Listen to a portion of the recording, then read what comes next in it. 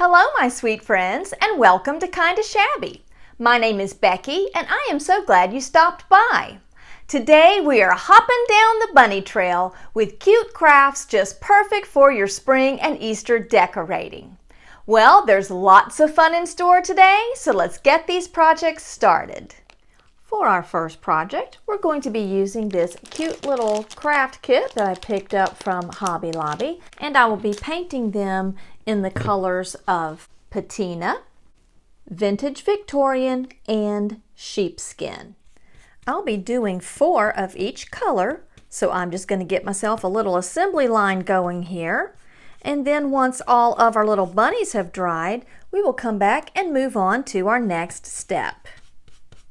So I painted our bunnies on both sides, and now that they are all dry, I'm going to be taking various stamps and my Iron Orchid Designs ink in black and stamping both sides of our cute little bunnies here. So just tap a little bit of that ink on there. That is so super cute, and that is going to be just a nice little background for the next step that we're going to be doing. I'm going to do the same stamp on both sides, and I think I want a little more ink this time.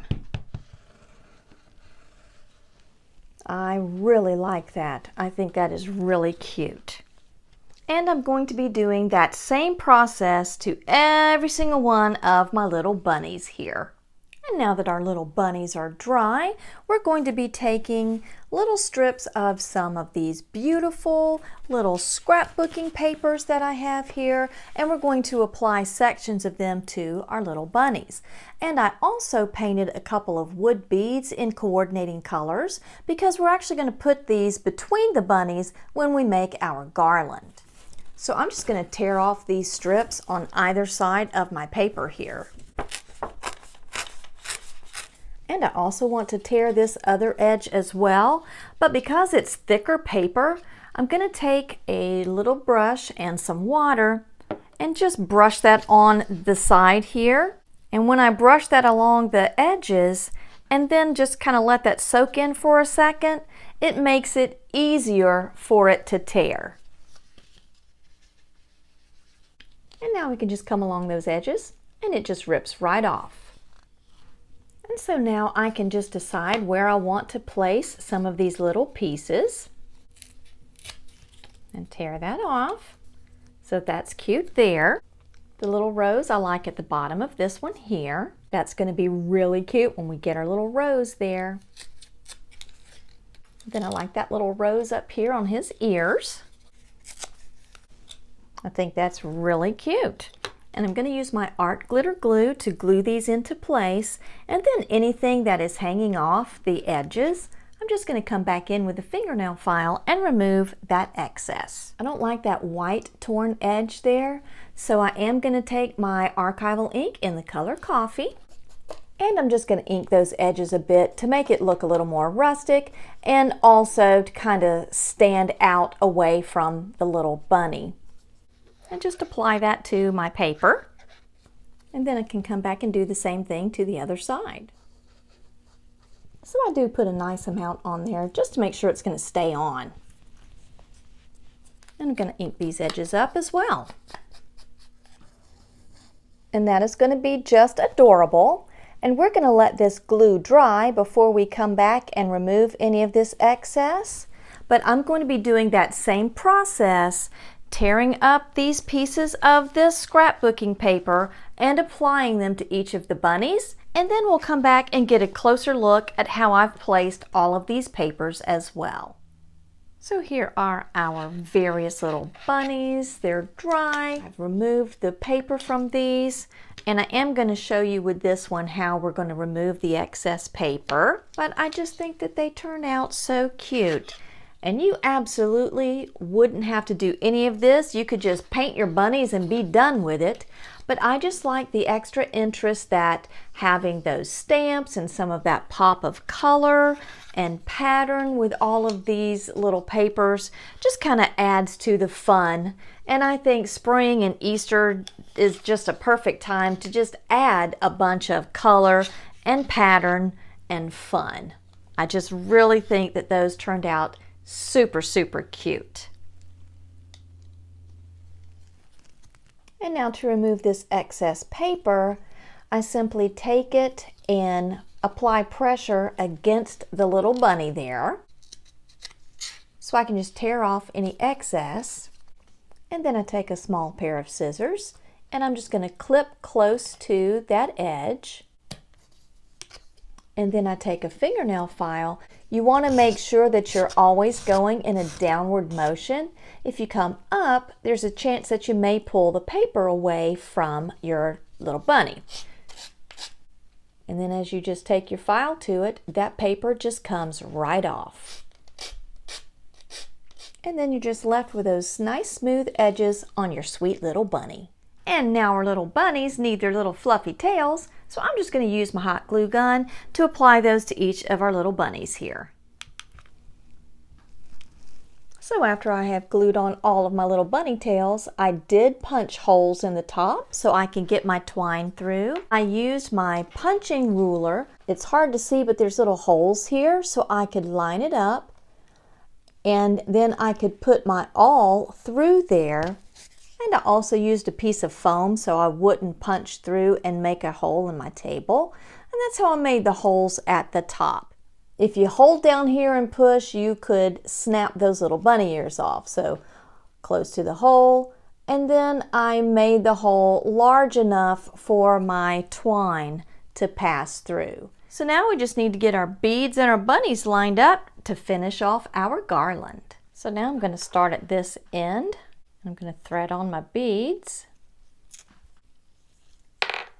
and then put the twine in front of the little bunny ear like that, and then come up from the back and then thread on my next couple of beads here and add another bunny.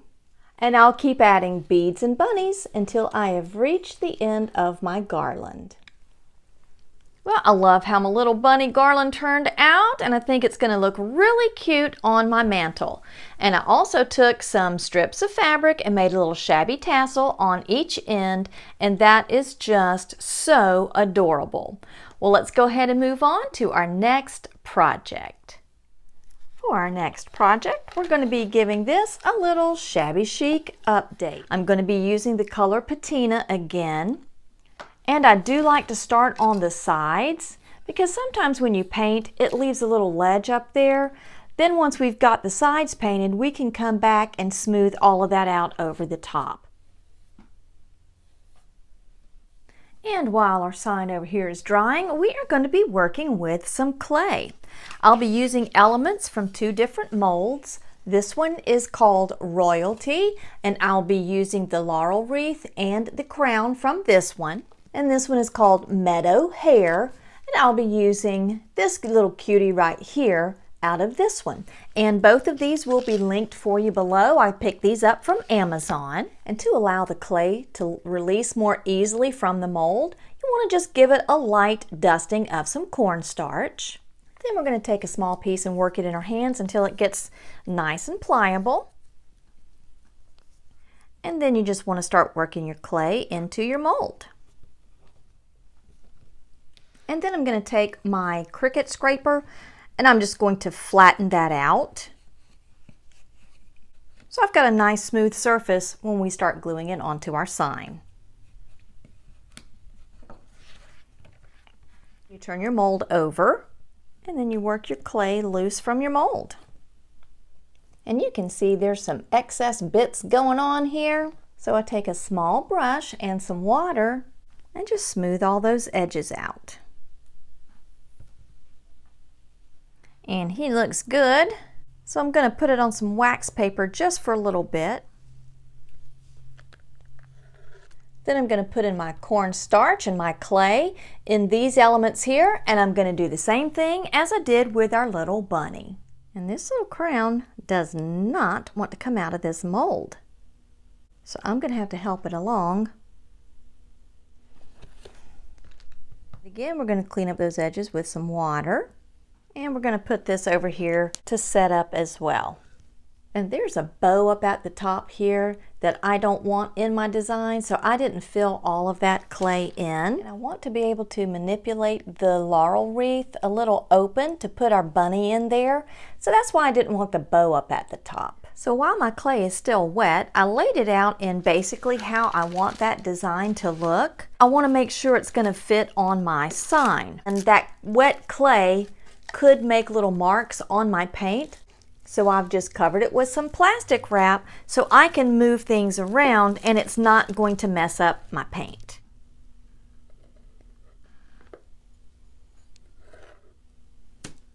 Whoops, and I dropped it.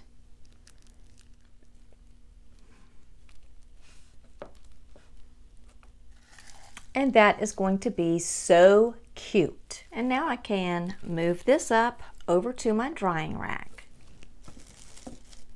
And now we're going to add some interest to our background. I'm going to be using this grain sack stripe here as background on my sign, and this is an extremely old Iron Orchid Designs stamp that they don't make anymore.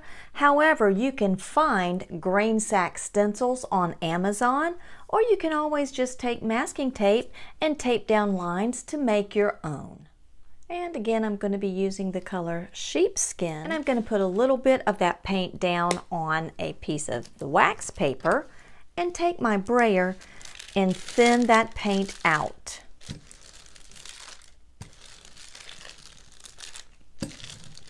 Then I'm going to roll that across my grain sack stripe here and align it up with the edges and press down.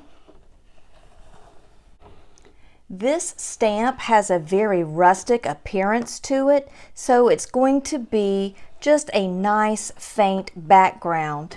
Isn't that gorgeous? See how rustic it is? I love that.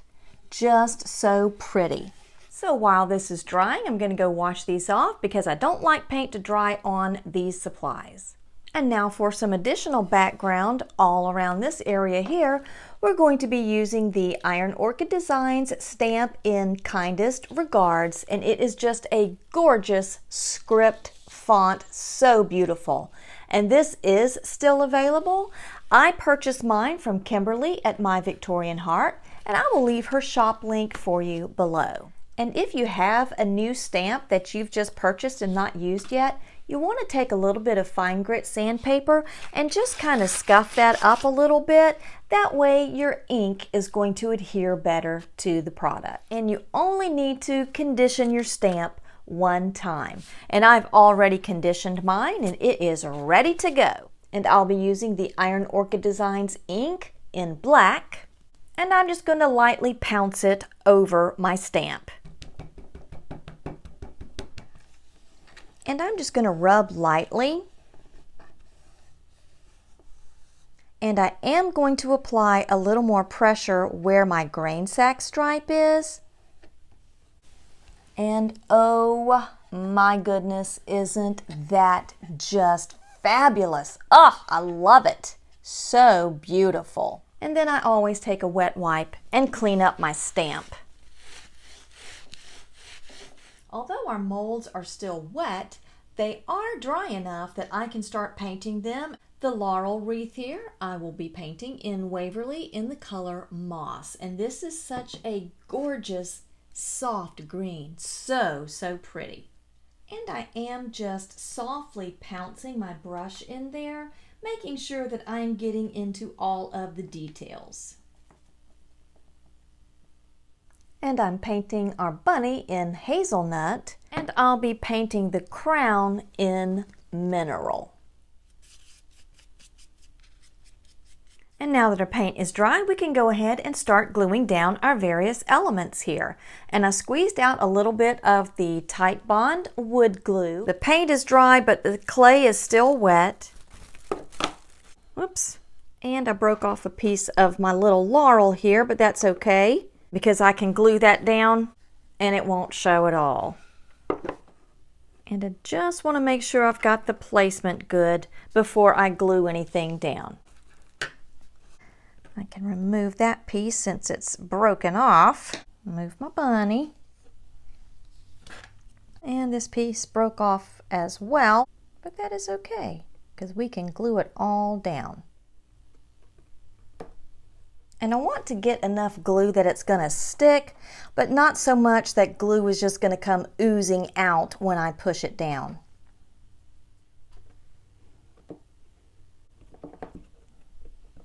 And then I can come and get this piece in.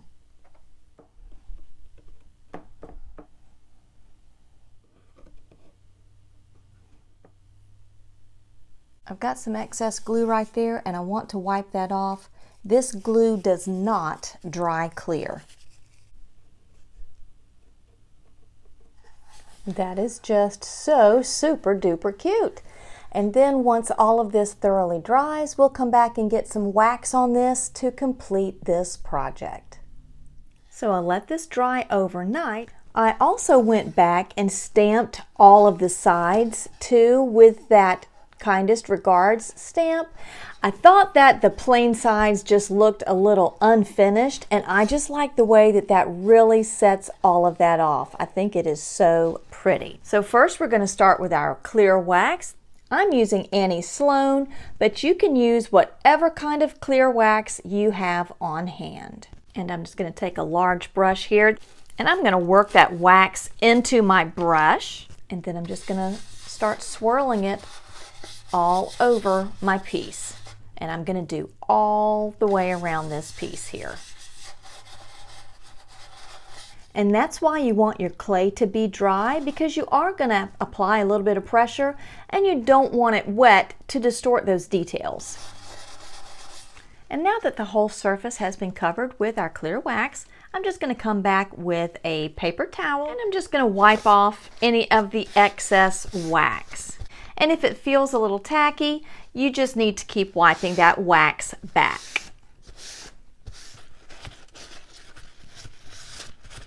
Now I'm coming back in with my Jolie white wax, but again, any kind of white wax that you have on hand will be just fine.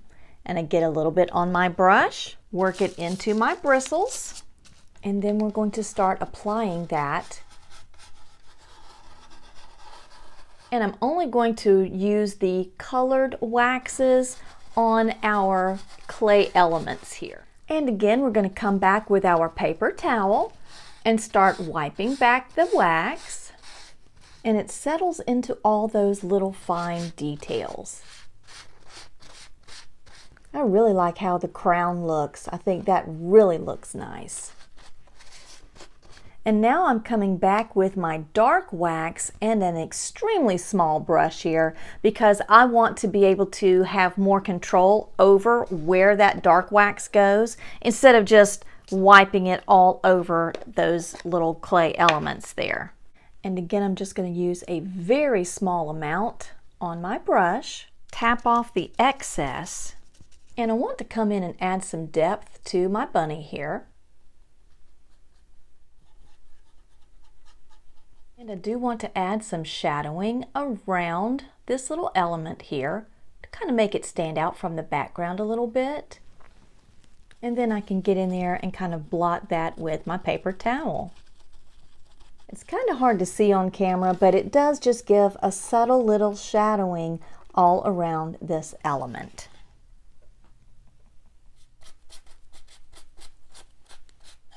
I just really love how the waxes add so much detail to this.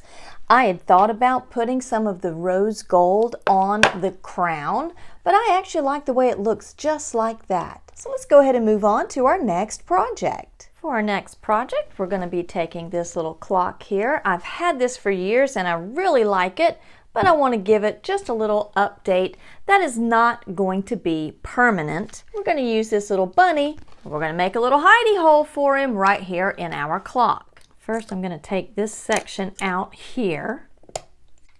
And that's actually where the batteries go. I'm also going to snip this off because I don't want to hang him as an ornament. And it does leave a little bit of a hole there. So I'm going to take just a little bit of clay and tuck it into that hole.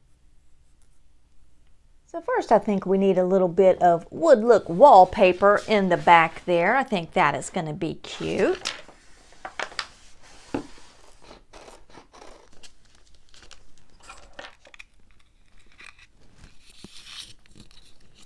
And to the back of this, use a double-sided tape roll. And then tuck that down in there like that.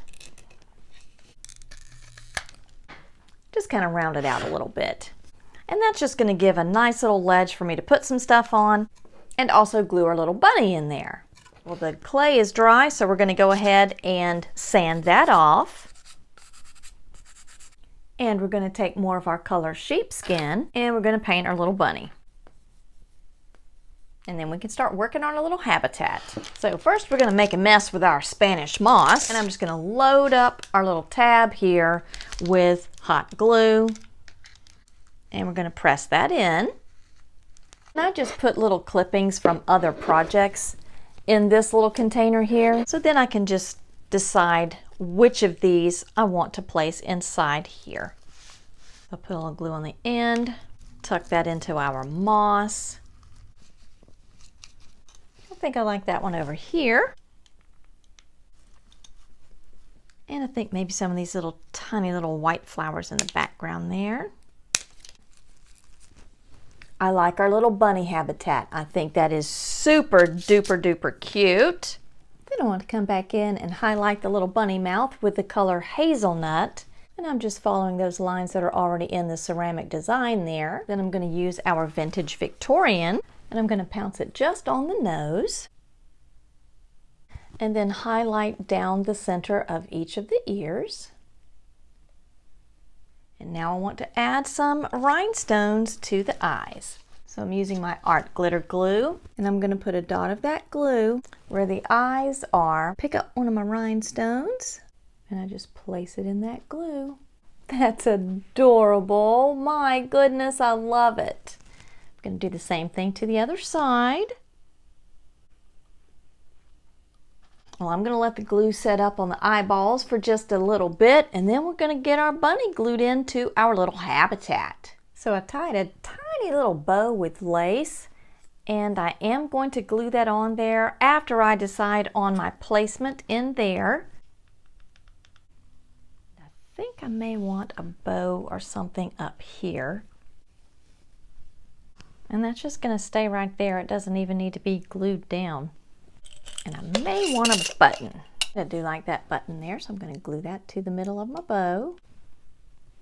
So cute! Oh my goodness, I love that. Well, I was going to do another project. We were going to make a little topiary with a peat pot and one of these little balls, and we were going to decoupage a bunny image on here, but my printer does not want to cooperate. So I will put this project on my future bunny video. So for now, I'm just going to get everything staged up so you can see how cute this week's projects turned out.